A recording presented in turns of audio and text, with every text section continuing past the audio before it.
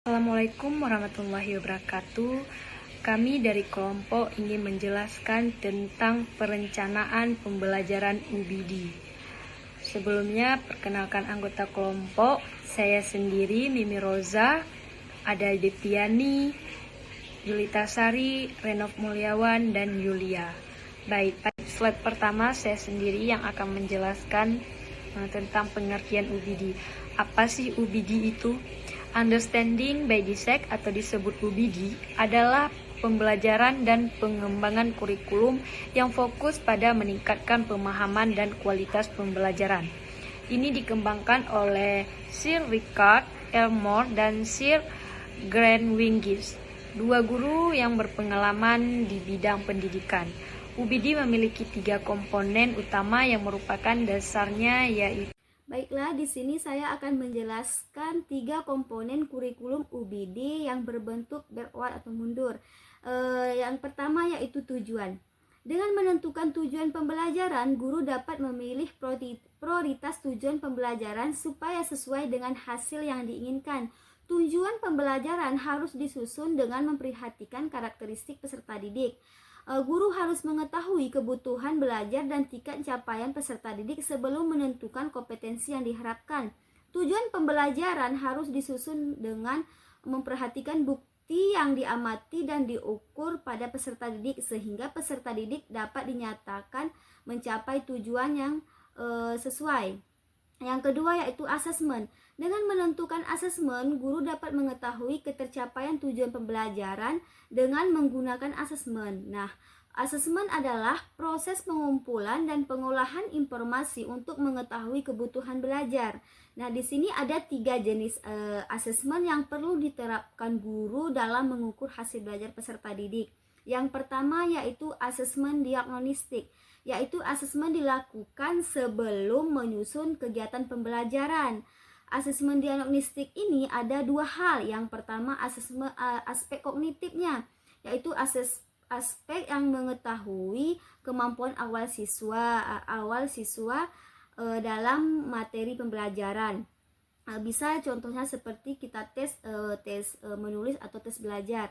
Yang kedua yaitu aspek kognitif. Aspek kognitif ini yaitu untuk mengetahui meliputi dukungan keluarga, motivasi atau gaya belajar peserta didik. Yang selanjutnya yaitu jenis asesmen yang kedua yaitu asesmen formatif. Asesmen formatif ini yaitu asesmen yang berorientasi pada perkembangan peserta didik. Asesmen formatif ini dilakukan selama proses pembelajaran berlangsung.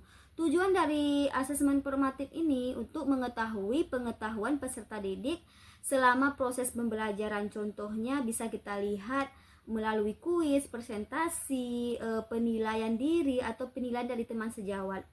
Yang selanjutnya jenis asesmen yang selanjutnya yaitu yang ketiga, asesmen sumatif. Asesmen sumatif ini bertujuan untuk menilai pencapaian tujuan pembelajaran peserta didik secara keseluruhan. Asesmen sumatif ini dilakukan pada akhir proses pembelajaran. Yang ketiga yaitu rencana pembelajaran. Rencana pembelajaran setelah menentukan tujuan pembelajaran dan asesmen yang digunakan, maka selanjutnya guru menentukan rencana pembelajaran. Dalam menentukan rencana pembelajaran sesuai dengan kondisi peserta didik, yaitu dengan menggunakan rencana pembelajaran, model pembelajaran digunakan harus berpusat kepada peserta didik, misalnya problem basic learning. Dengan menentukan rencana pembelajaran, guru juga bisa menentukan strategi, model, serta metode pembelajaran. Dan setelah itu, guru harus memilih media pembelajaran yang memusat informasi sekaligus merangsang minat dan fokus peserta didik. Baik teman-teman, saya akan melanjutkan penjelasan dari teman saya mengenai kurikulum UBD ini, model UBD ya. Dan kali ini kelompok kami dipercayakan untuk membahas tahap ketiga, yaitu perencanaan pembelajaran. Dan harus kita ketahui, sebelum kita melaksanakan proses pembelajaran, ada satu hal penting yang harus kita lakukan, yaitu perencanaan pembelajaran. Kenapa? Karena ini akan menjadi atau panduan dalam kita melakukan proses belajar nantinya kepada peserta didik. Nah, teman-teman ada beberapa hal Teman-teman, ada beberapa hal atau elemen penting yang harus kita pertimbangkan, kita pikirkan dalam perencanaan pembelajaran model UBD ini. Yang pertama adalah W. Apa itu W? Where and why. Dan jadi kenapa kita harus atau memberikan pengajaran tersebut. Nah, jadi peserta didik harus tahu dari mana berasal pengetahuan tersebut dan kenapa peserta didik harus belajar hal tersebut. Kenapa siswa harus mempelajari atau harus tahu mengenai materi yang diberikan oleh guru tersebut. Itu yang pertama. Yang kedua ada H. Apa itu? Hook and hold. Nah, di sini kita sebagai guru memberikan bagaimana cara bisa menarik perhatian siswa mulai dari proses awal pembelajaran hingga selesai pembelajaran. Nah, disinilah dibutuhkan keterampilan kita sebagai guru menggunakan media, alat, teknologi yang bisa membantu menarik perhatian siswa dari awal sampai akhir proses pembelajaran. Yang ketiga apa teman-teman? Yang ketiga ada E. E ya, equip. Apa artinya? Mohon maaf, equip. Apa artinya? Nah, jadi membekali siswa dengan pengalaman dan kemampuan untuk memenuhi tujuan kinerjanya. Dan di sini bukan hanya sekedar belajar, siswa bukan hanya sekedar mendengarkan kemudian pulang, tidak ya, tetapi di sini juga kita membekali siswa untuk memberi kemampuan, memberi pengalaman kepada siswa dan hal tersebut bisa nanti dia gunakan untuk memenuhi tujuan kinerjanya ya. Yang selanjutnya ada apa? Ada R. Apa itu R? Rating, reflect, dan revise ya. Artinya apa? Nah, di sini peserta didik ya, jadi kita memberikan kesempatan kepada peserta didik untuk meninjau kembali, memikirkan ide kembali, meninjau kembali dan mengevaluasi dan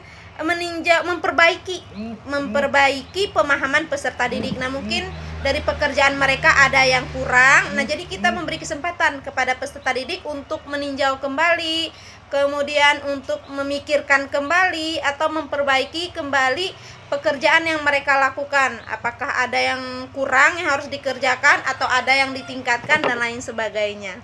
Nah, selanjutnya akan dibahas oleh teman saya.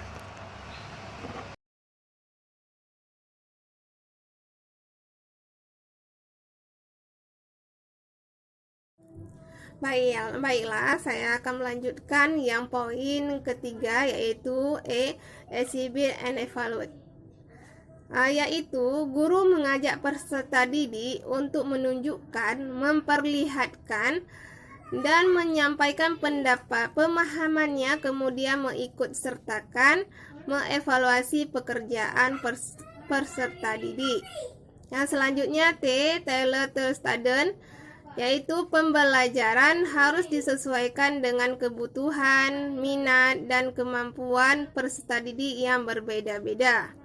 Nah, selanjutnya ya organizer, yaitu memaksimalkan keterlibatan peserta didik sehingga pembelajaran dapat dilaksanakan secara efektif. Baiklah teman-teman, kemarin ada pertanyaan dari kelompok lain ke kelompok kami, yaitu pertanyaan dari hasil diskusi. Pertanyaan pertama yaitu apa beda kurikulum UBD dengan kurikulum lainnya. Dan yang kedua, pertanyaan keduanya, apakah kurikulum dapat diterapkan kepada semua mata pelajaran, terutama pelajaran agama?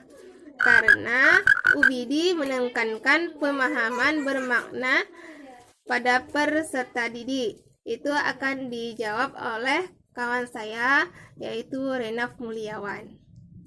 Sekian. Baik teman-teman, dari hasil diskusi yang telah kami lakukan kemarin, ada beberapa pertanyaan yang ditanyakan oleh peserta diskusi.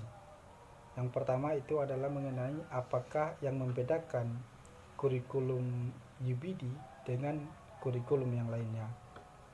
Kemudian yang kedua, apakah model UBD atau Understanding by Design ini bisa diterapkan di semua mata pelajaran.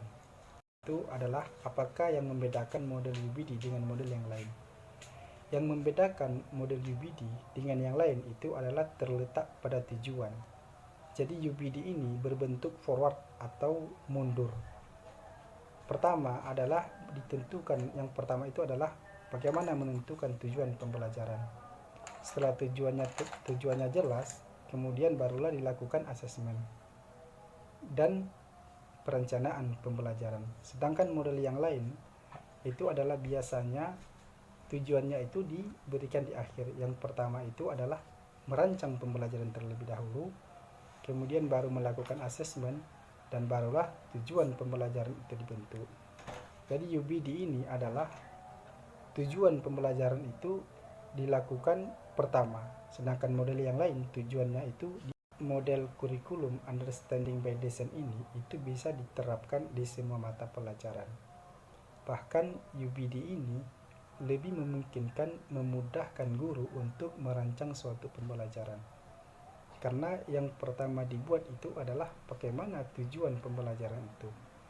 Kalau tujuannya sudah jelas dan apa yang ingin dicapai itu sudah jelas, maka itu bisa memudahkan guru untuk mencari atau membuat model-model pembelajaran atau sistem pembelajaran, metode pembelajaran untuk mendukung dari rencana pembelajaran yang dilakukan oleh guru. Terima kasih.